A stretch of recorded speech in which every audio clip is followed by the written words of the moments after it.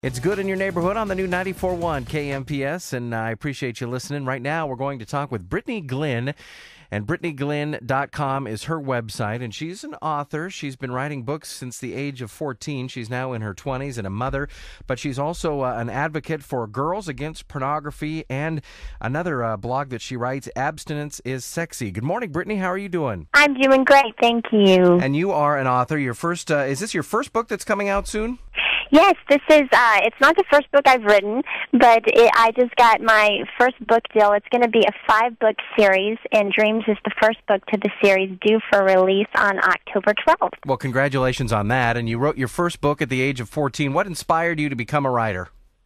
Oh, gosh. When I was younger, I thought that it was very normal that everyone walked around with stories developing in their head. It wasn't until I got older that I realized that that wasn't normal. And so I've always had characters developing in my head, and I've been writing for as long as I can remember. And in your subtitle of your website, which is BrittanyGlynn.com, it says Inspiration Through Romance. Tell me in your words what that means. Well, I believe that true romance is something that in today's society not too many people get to experience. I believe that it is a beautiful relationship that two people share that is very intimate, and there is when trust happens. And I believe that through true romance, we can experience life to the fullest, and I believe that's the way that God intended it to be. And so my books have some very Christian elements, but all of my characters, though, they certainly go through obstacles, and they certainly have things that they're dealing with, including disorders and addictions and all kinds of things, but in the end, they hopefully get to experience love. Along with being an author, Brittany, you're also involved with a couple of different groups, Girls Against Pornography, Abstinence is Sexy. Those are some of the hooks that your promoters actually use to get us to do an interview with you about your book, Dreams, which is coming out in a few weeks. Now, I feel that there's a big movement of people that's more on your side of it than the other way. I mean, I think for years and years and years, we were just dealing with everybody, Paris Hilton, Lindsay Lohan, and all things like that. But I think that the pendulum is shifting the other way. What do you think? Oh, I think that you're absolutely right. And the really interesting thing is, the American Academy of Pediatrics has just released a new report, and they are describing their extreme concern about teenagers being portrayed and educated about sex through the media. And they are asking the media to start taking some responsibility for this next generation of very confused and misguided individuals that are one day going to be in marriages and have children of their own. And so I believe that there's a lot of people out there that are waking up and realizing that we need to start doing this and handling this in different ways. And I have spoken to a lot of teenagers who have said that, hey, we believe that we are capable of remaining abstinent, of saying no. We just need the right tools that equipped us to do so. We need a little bit more support. And there's actually a recent government study that showed just that the majority of teenagers are saying that if we have the right support and the right education, we are capable and happy to say no. One of the blogs and things that you're involved with, Brittany, is that abstinence is sexy. And how is it sexy? Because we're told that it's not. Absolutely. And you know what? God intended for there to be sex. And sex is such a beautiful thing. When it happens with the way that God intended it, with true intimacy. And I believe that in today's society, intimacy has been completely ripped out. The media is stripping it out of relationships by saying that what God intended to be a beautiful, intimate, and amazingly sexy relationship between two committed adults is becoming perverse, and it's about taking advantage of others and letting others use your body to meet their needs so they can feel like more of a person. I believe that abstinence is saying, I respect myself and think enough of myself to say no. I know what true love is, and I know what true love isn't. And true love is not letting someone take advantage of me so I can hear the words, I love you. True love is not wandering from one relationship to the next to find fulfillment. True love is finding other ways to reach the goals and the dreams that I have, and to stay focused on those dreams and to wait for the person that God has intended for me. True love is finding a relationship that I can enter into where there is trust and there is true intimacy and there is more to the relationship than just sex. Because let's face it, sex is not all about a relationship, and if it is, then the relationship is going to fall apart pretty quickly. I had heard recently that kids as young as 11 are starting to search for pornography on the internet. There's actually a newer statistic that has been done recently, actually by the systematic study that was done the end of last year, and it shows that the earliest that children are starting to search for pornography right now is the age of 7. So it's getting earlier and earlier every year. In fact, they're searching in the Google searches for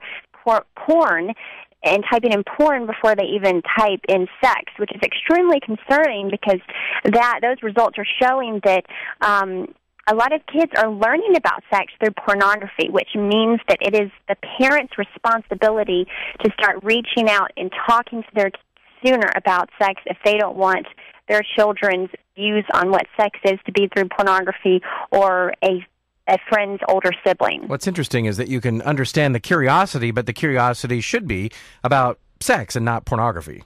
Absolutely. It seems like the main focus of everyone's blame for things like this is always the media, but doesn't it start maybe somewhere else, like in the home? Well, definitely there's so many outside influences going on, and I do think that the media is primarily the number one. It's reaching our kids in so many ways, and obviously the computer has become a very bad enemy of it. I think it's really important that parents have filters on their computer. They don't just assume that their children will never come across it, because sometimes it can be extremely innocent. They're doing homework.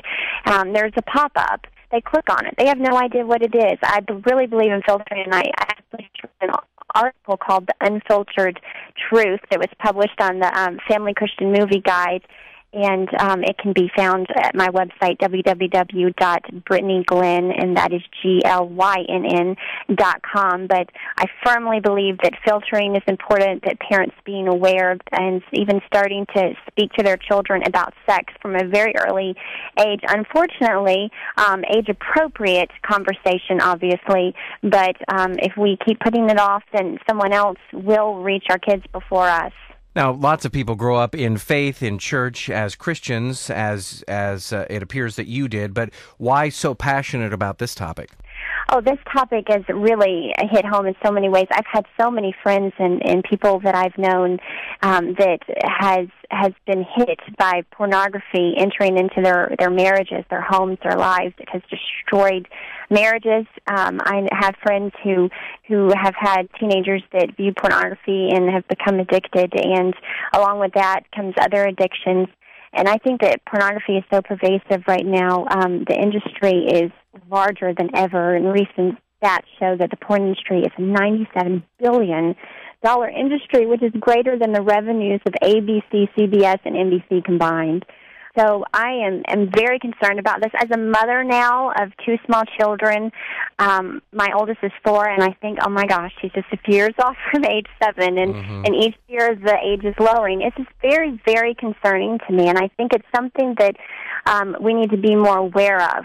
We don't need to sweep it under the rug anymore. We need to take action and be aware, because if not, it certainly can hit our home. To read your blogs and your articles and possibly learn more about the Girls Against Pornography campaign that's on the web as well, you can go to Brittany's website, BrittanyGlynn.com. Again, Brittany's book is out soon called Dreams, and tell us just a little bit more about the book. Okay. Well, actually, from a very young age, my parents taught me that, dreams can become reality if you're willing to work hard enough and have enough patience. And so I started writing from a young age, and especially at a difficult time in my life as I went through my teenage years and a lot of peer pressure.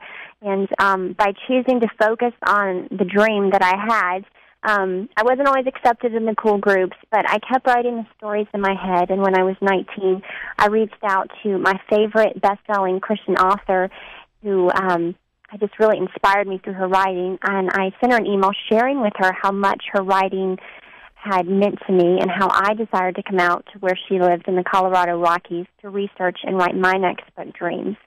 And much to my surprise, she responded and opened the doors for me to move out to Colorado that summer to write.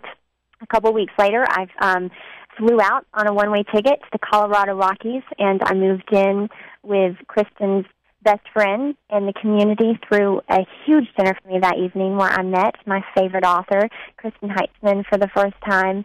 And it was just a really amazing, magical time. I felt like I was living in one of the stories that I loved writing. The entire community came together and really helped dreams become a reality. They helped me research. They taught me about calving, how to cook, how to work on a ranch. They helped me develop the architectural layout of my ranch. They would drive me through the mountains until I found the exact location that the ranch would be in my story. I learned to ride bareback, how to two-step. It was just a really amazing thing, and it was so amazing because in my story, it's a small community. And you just think these communities and these people don't exist anymore, and I got to experience that. So Dreams is about the story of a young atheist woman who hears voices calling her by name, and in the medical world, she is diagnosed as schizophrenic, and her family wants to lock her away in a special clinic, but when she flees her wealthy and controlling home, she goes to the last place anyone would ever expect. It's a little western town in the Colorado Rockies, and there she finds a community of ranchers and a cowboy who suggests the voice that she hears is God. Well, Brittany, it sounds like you're a good storyteller, so I can't wait to learn more about the book Dreams, and of course, about your story as well. That was interesting too. Maybe you can write about that someday. Well, what's your website again, and any final details here we need? Sure, it is www.brittany, Brittany, Glynn, GLYNN.com, and you can also look me up and order Dreams on Amazon. Great. Well, I appreciate the time. Thanks for coming on with me this morning. Okay, thank you.